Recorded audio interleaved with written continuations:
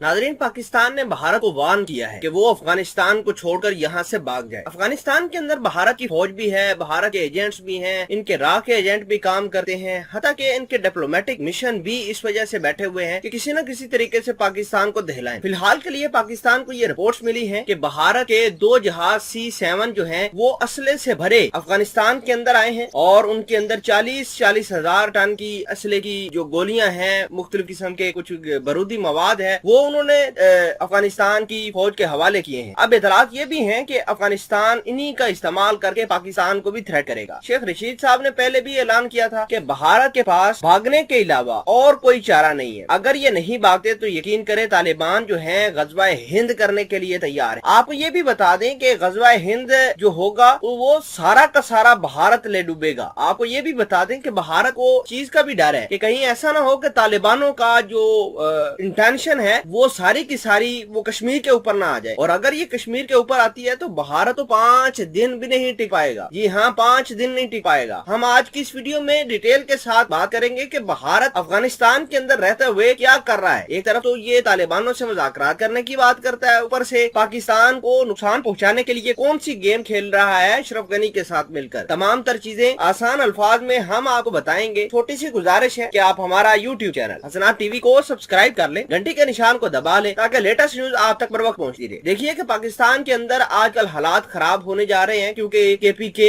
और फिर पूरा पठान इससे सफर कर सकता है। वजह यह है कि भारत ने पाकिस्तान के अंदर TTP को मुतहरक कर दिया है, को असला दे रहा है। अफगानिस्तान से ये सारा कुछ हो रहा है। अफगानिस्तान के अंदर भारत बैठकर डिप्लोमेट जो है इनके बैठकर सारी चीजें कंट्रोल कर रहा है। कल भी मैंने आपको खबर दी थी, आज फिर आपको बता रहा हूँ कि अफगानिस्तान के अंदर भारत के 2 कार्गो शिप गए थे और उसमें बहुत ज्यादा असला था, और भारत ने ये असला अफगानिस्तान की फौज को दिया है कि वो एक तरफ तो तालिबानों को भी मारे, दूसरी तरफ पाकिस्तान को भी एंगेज करके रखे। और अगर ऐसा होता है तो पाकिस्तान के पास सिर्फ एक ही ऑप्शन बचता है कि वो अफगानिस्तान की उन फोर्सेस को सपोर्ट करे पाकिस्तान जो भारत और अशरफ गनी के साथ लड़ेगी। और फोर्सेस आपके सामने है कि किसको हमने सपोर्ट करना है। फिलहाल के लिए हम आपको ये बताना चाहते हैं कि अफगानिस्तान के अंदर भारत उनकी सरजमीन को इस्तेमाल करके पाकिस्तान के अंदर टेररिज्म फैला रहा है। शेख रशीद साहब ने, पाकिस्तान की जो फौज है उसने, पाकिस्तान की ISI ने इस बात का कमिट किया है कि भारत जो है हर एक हरबा इस्तेमाल कर रही है कि हार्ड कोर टेररिज्म पाकिस्तान के अंदर दाखिल हो जाए। और अगर ये होता है तो आपको पता है कि हमने पहले बहुत अपने सेक्रीफाइसेस की हैं, बहुत ज्यादा कुर्बानियां करके हमने इस